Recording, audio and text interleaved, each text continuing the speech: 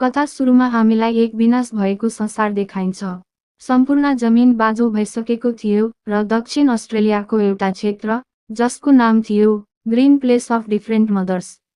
यहाँको जमिन पानी फल फूल खेतीको साथै राम्रा केटी बस्ने गर्थे। त्यही ठाउँमा फ्युरियोसा पनि बस्ने गर्थ्यो। एक दिन फ्युरियोसा स्याउ टिपिरहेको हुन्छन्। फ्युरियोसा देखिन्छ एक बाइकर समूहलाई। फ्युरियोसा गएर एउटा बाइकको ओइल पाइप काट्छ र जब दोस्रो पाइप काट्न लाग्छ, एक बाइकरले उसलाई देख्छ।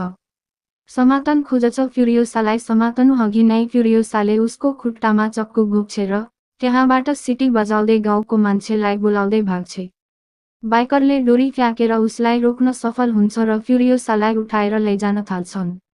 अर्कोतर्फ फ्युरियोसाको आमा र त्यहाँका केही योद्धाहरू घोडामा सवार भएर फ्युरियोसालाई बचाउन ती बाइकरहरूको पछाडि लाग्छन्। फ्युरियोसाको आमा घोडाबाट एक बाइकरको घाँटी काट्छ र उसको बाइक लिन्छ। त्यसपछि फ्युरियोसालाई बचाउन निस्कन्छ।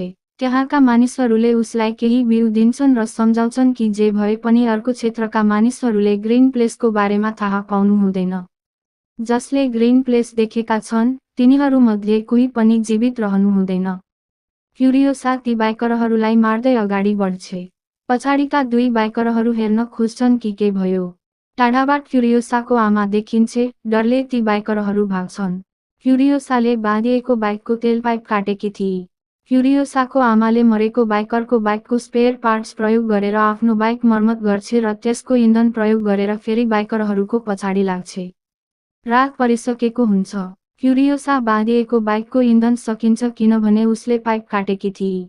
ती दुई बाइकर आपसमा झगडा गर्छन्। मौका पाएर फ्युरियोसा भाग्छ तर घर पुग्न सक्दिन। फेरि बाइकरहरूले उसलाई समात्छन् र आफ्नो क्षेत्रमा लैजान्छन्। बिहान फ्युरियोसाको आमा बाइकरहरूको क्याम्पमा पुग्छ। त्यहाँ उसले ग्रीन प्लेस पुगेका बाइकरहरू र फ्युरियोसालाई देख्छ। एक बाइकरलाई मार्छ तर अर्को बाइकर फ्युरियोसालाई सुरक्षित रूपमा अर्को क्याम्पमा लैजान्छ। त्यहाँ उसले सबैलाई ग्रीन प्लेसको लोकेसन थाहा भएको खबर दिन्छ। फ्युरियोसाले बुझ्छ कि अब उसको क्षेत्र खतरामा छ। त्यसैले उसले त्यो बाइकरलाई सबैको अगाडि फाँसी लगाएर मार्छ। फ्युरियोसालाई बाइकरहरू आफ्नो लिडरकहाँ लैजान्छन्। लिडर चालाक हुन्छ। उसले फ्युरियोसासँग राम्रो व्यवहार गर्छ र सबैलाई उसलाई विश्वास गर्न लगाउँछ ताकि ग्रीन प्लेसको लोकेसन थाहा पाउन सकियोस्। रातमा फ्युरियोसाको आमा पनि क्याम्पमा आइपुग्छ।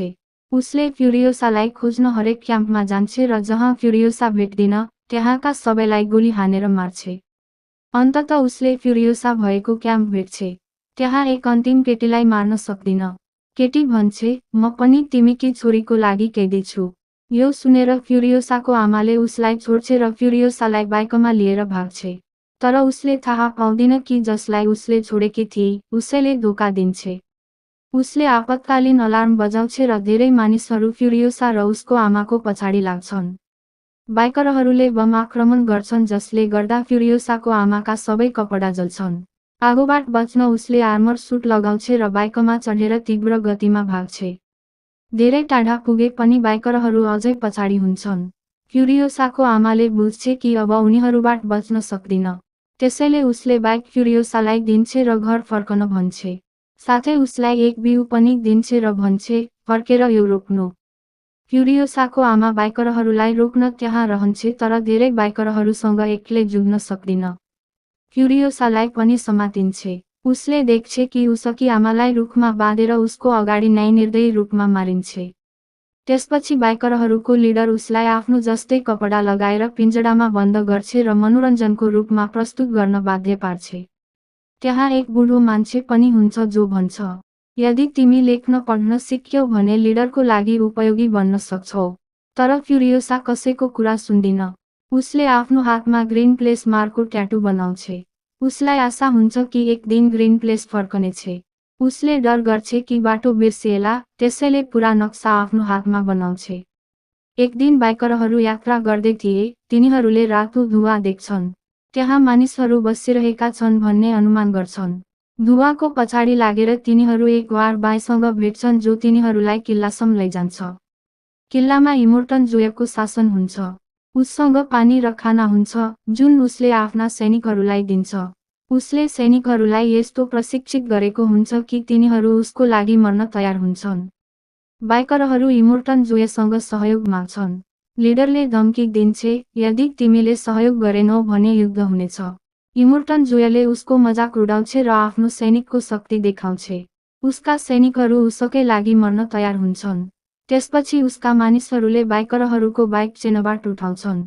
बाइकरहरू भाग्न बाध्य हुन्छन्। भाग्ने क्रममा बाइकरहरूको लिडर देख्छे कि फ्युरियोसा पिञ्जडाबाट खसेर खाडलमा फसेकी छे। उसले आफ्नो जीवनको जोखिम उठाएर फ्युरियोसालाई बचाउँछे र तिनीहरू भाग्छन्। तिनीहरू ग्यास टाउन पुग्छन्। बाइकरहरूको लिडर डेमेज टाउनको लिडरको औला काट्छे। इमोर्टन जोय बुझ्छे कि डेमेजको शक्ति बढ्दैछ। डेमेजले इमोर्टन जोयसँग बैठकको प्रस्ताव गर्छे। उसलाई आधारभूत सामग्री चाहिन्छ जुन इमोर्टन जोयसँग छ। त्यसैले उसले ग्यास टाउनको लिडरलाई लिएर इमोर्टन जोयको सामु ल्याउँछे। ग्यास टाउनको लिडर इमोर्टन जोयको बिरामी दाजु हुन्छ। उसको शरीरका धेरै कार्यहरू मेसिनबाट चलाइन्छ। डेमेज भन्छे, यदि तिमी आफ्नो ग्यास टाउन बचाउन चाहन्छौ भने मलाई लिडर बनाऊ, नत्र तिमीले ग्यास टाउन गुमाउनेछौ। इमोर्टन जोयको नजर फ्युरियोसामा हुन्छ। उसले भन्छे, ठीक छ, म ग्यास टाउन तिमीलाई दिन्छु तर मलाई तिमीकी छोरी र एक बाइकर चाहिन्छ। फ्युरियोसा भन्छे, म उसकी छोरी होइन। उसले मेरी आमालाई मारेर मलाई अपहरण गरेको हो। यो सुनेर डेमेज रिसाउँछे र आफ्नो छोरीको खेलौना इमोर्टन जोयलाई दिएर त्यहाँबाट जान्छे। फ्युरियोसालाई अब इमोर्टन जोयको हरममा लगिन्छ जहाँ उसका धेरै पत्नीहरू बस्छन्। फ्युरियोसा पनि अब तिनीहरू जस्तै इमोर्टन जोयको पत्नी बन्नेछे। ती सबै महिला राम्रो व्यवहार गर्छन् तर फ्युरियोसा केवल यो कुरामा ध्यान दिन्छे कि कसरी इमोर्टन जोयले ती सबै। हामी देख्छौं कि इमोर्टन जोयको एक छोरीको नजर यहाँ फ्युरियोसामाथि बढ्छ। उसले उसको कपालका लागि आजसम्म सम्हालेर राखेको थियो। अर्को भेटमा जब फेरि त्यो केटा फ्युरियोसालाई तंग गर्न आउँछ र उसले उसका कपाल समाउँछ, तब फ्युरियोसाले आफ्नो बिगका लागि आजसम्म गुङ्गा बन्ने नाटक गरिरहेकी थिए। साथै इमोर्टन जोयका सबै आदेशहरू पूरा गरिन्, जसले विश्वास दिलायो कि फ्युरियोसा पनि उसकै लागि वफादार छ। यसपटक इमोर्टन जोयले उसलाई एक ठुलो ड्रिल बनाउने काम दिन्छ, जुन कुनै पनि वस्तु सजिलै नष्ट गर्न सक्छ। उनीहरू यस्तै एक मेसिन बनाउन सफल हुन्छन्, जसलाई ट्रकसँग जोडेर पहिलो परीक्षण ड्राइभका लागि बाहिर लैजाँदा डिमेन्ट्सका मानिसहरूले आक्रमण गर्छन्। डिमेन्ट्सका मानिसहरूले प्यारासुट मार्फत मेसिनमा र वार बॉयहरूमा बमले आक्रमण गर्छन्। जेक, जो ट्रक चलाइरहेको थियो, ट्रक रोक्दैन, बरु चलाइरहन्छ। डिमेन्ट्सका मानिसहरूले ट्रकमाथि फेरि आक्रमण गर्छन्, जसका कारण ट्रकमा ठुलो खराबी आउँछ।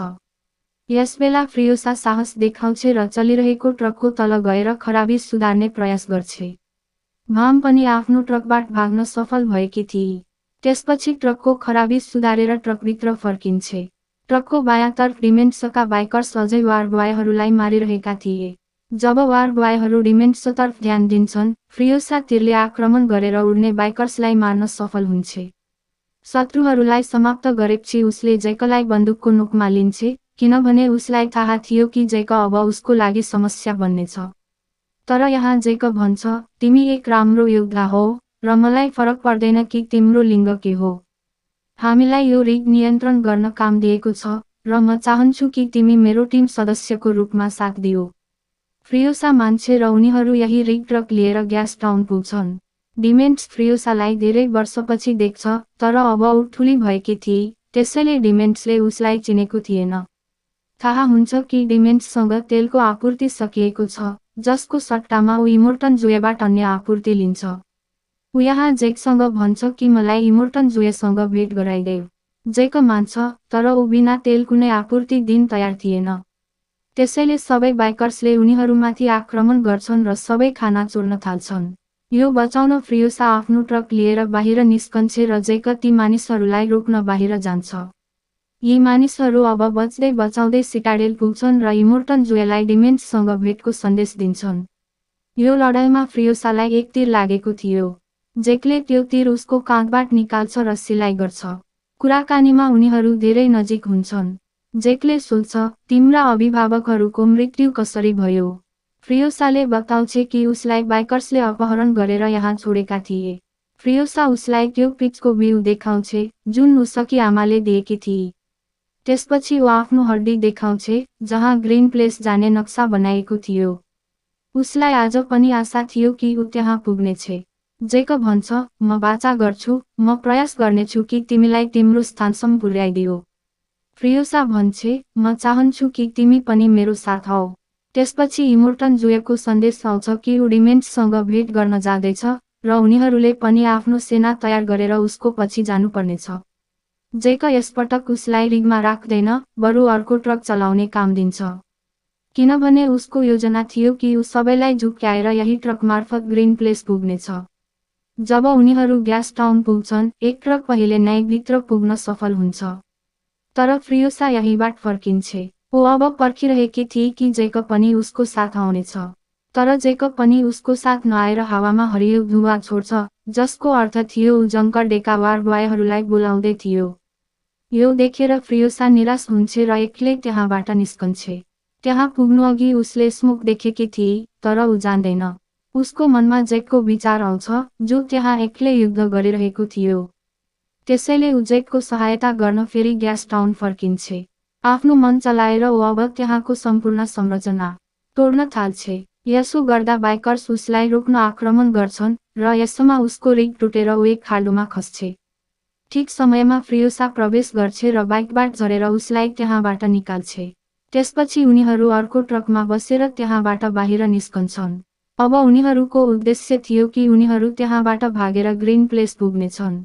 तर उनीहरूलाई थाहा थिएन कि डिमेन्ट्स उनीहरूको पछि लागेको थियो। डिमेन्ट्सको ट्रक जब फ्रियोसाको ट्रकसँग जोडिन्छ, फ्रियोसा त्यस ट्रकमाथि आक्रमण गर्न बन्दुक निकाल्छे। यसमा उसको हात दुई ट्रकको बीचमा पर्छ। यही हातमा नक्सा बनाइएको थियो। अब उनीहरू डिमेन्ट्सको कब्जामा छन्। डिमेन्ट्सले उनीहरूलाई बन्दी बनाउँछ। अचानक उनीहरूको एडगेट पाइक्स घुम्न थाल्छन्। जेकलाई एक पाइक्समा बाँधेर गोल घेरामा घुमाइन्छ, जसका कारण ऊ प्रत्येक सेकेन्डमा मृत्युको नजिक पुग्दैछ। फ्रियोसालाई तिनीहरूले जन्जिरले बाँधेका थिए। एडगेट पाइक्स तीव्र गतिमा घुमिरहेका थिए र डिमेन्ट्स यो सबै हेरेर मनोरञ्जन लिइरहेको थियो। जब ऊ यस सबैबाट बोर हुन्छ, ऊ पछाडि फर्केर फ्रियोसालाई हेर्छ, जो आफ्नो काटिएको हात छोडेर त्यहाँबाट भागिसकेकी थिए। रिसमा डिमेन्ट्स उसको पछि लाग्न ट्रकमा चढ्छ, तर उसलाई थाहा हुन्छ कि ट्रकको टायर पनि फ्रियोसाले निकालिसकेकी थिए, जसका कारण दुर्घटना हुन्छ। फ्रियोसा जस बाइकबाट भागिरहेकी थिए, केही टाढा गएपछि बाइकको पेट्रोल सकिन्छ र उसलाई आफ्नो यात्रा पैदल तय गर्नुपर्छ। त्यसपछि ऊ गम्भीर घाइते हुन्छे। माथिबाट तातो घाम थियो, जसका कारण ऊ बेहोस हुन्छे। उसको भाग्यले सिटाडेलका वार बॉयले उसलाई देख्छन्, जो उसलाई फर्काएर सिटाडेल ल्याउँछन्। त्यहाँ उसको उपचार हुन्छ। जब उसलाई होस आउँछ, उसलाई पागल जस्तो इमोर्टन जुएको सामु लैजाइन्छ। त्यहाँ ऊ इमोर्टन जुएलाई बताउँछे कि डिमेन्ट्स चाँडै उनीहरूमाथि आक्रमण गर्न आउँदैछ। उसले ग्यास टाउनलाई पनि नष्ट गर्ने योजना बनाएको छ र अब सिटाडेल कब्जा गर्न चाहन्छ। यसका लागि इमोर्टन जुया योजना बनाउँछ कि उनीहरू डिमेन्ट्सले ग्यास टाउन नष्ट गर्नु अघि नै त्यहाँ पुग्नेछन्। डिमेन्ट्सले सिटाडेलमा आक्रमण गर्नु अघि उनीहरू ग्यास टाउनमा आक्रमण गर्नेछन्। जब उनीहरू ग्यास टाउन नजिक पुग्छन्, डिमेन्ट्स पनि देखेर युद्धको घोषणा गर्छ। सिटाडेल र ग्यास टाउनबीच युद्ध सुरु हुन्छ। दुवै पक्षका मानिसहरू एकअर्कालाई क्रूर रूपमा मार्न थाल्छन्। अगाडि जाँदा उसले देख्छे कि डिमेन्ट्स र उसका केही बाँचेका मानिसहरू आफ्नो ज्यान बचाएर भागिरहेका थिए, जसमा अब फ्रियोसाको नजर परिसकेको थियो। ती मानिसहरूले फ्रियोसामाथि आक्रमण गर्नु अघि नै फ्रियोसा तीव्र गतिमा कार चलाउँदै आइपुग्छे र आफ्नो कारले ती सबैलाई ठक्करे। उसले सबैलाई मार्दिन्छे तर डिमेन्ट्स देखिँदैन। टाढा हेर्दा एउटा बाइक भागिरहेको देखिन्छ, त्यो अरू कोही नभई डिमेन्ट्स नै थियो। तर अब डिमेन्ट्सको मृत्यु नजिकै थियो, किनभने उसको बाइक पनि बिग्रिसकेको थियो। फ्रियोसा पनि अब उसको नजिक आइपुगेकी थिए।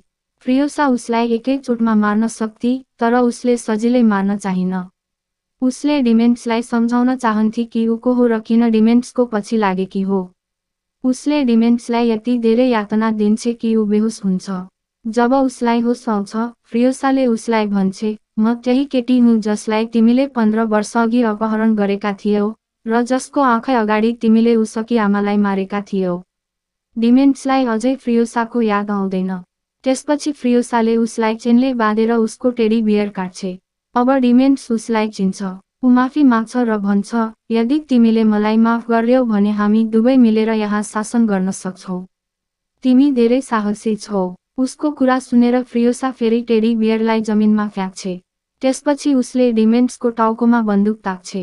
सबैलाई लाग्छ कि फ्रियोसाले उसलाई मारेकी हो, तर वास्तवमा फ्रियोसाले उसलाई ज्याउँदै गाडेकी थिई र उसको माथि आफ्नो पिचको बिरुवा रोप्छे, जुन पिच उसलाई उसकी आमाले दिएकी थिई। जमिनले डिमेन्ट्सको शक्ति चुस्दै एक ठुलो रुख बनाउँछ र त्यसको माथि एक पिच पनि उम्रन्छ। डिमेन्ट्सले त्यो आफ्नै आँखाले देखिरहेको हुन्छ। त्यो उसको अन्तिम क्षण थियो। त्यसपछि सीन कट हुन्छ। अर्कोतर्फ हामी फ्रियोसालाई देख्छौं, जो आफ्नो चतुराईले इमोर्टन जोयाका सबै पत्नीहरूलाई केकबाट सुरक्षित निकाल्न सफल हुन्छे। ऊ सबैलाई बचाएर ग्रीन प्लेसतर्फ लैजान्छे र त्यही देखाउँदै यो कथा समाप्त हुन्छ।